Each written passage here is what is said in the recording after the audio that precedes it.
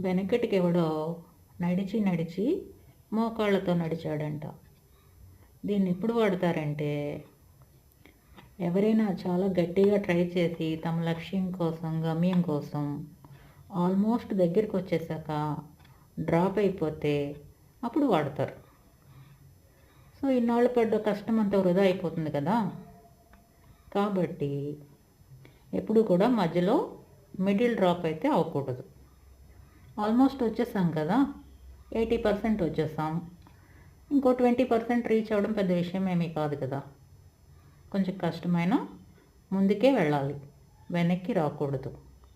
అలా రావడం వల్ల అప్పటి వరకు మనకున్న అవకాశాలన్నీ కూడా క్లోజ్ అయిపోతాయి. మళ్ళీ మొదటి నుంచి మొదలు పెట్టాల్సి వస్తుంది. అవసరమా ఇదంతా? కాదు కదా.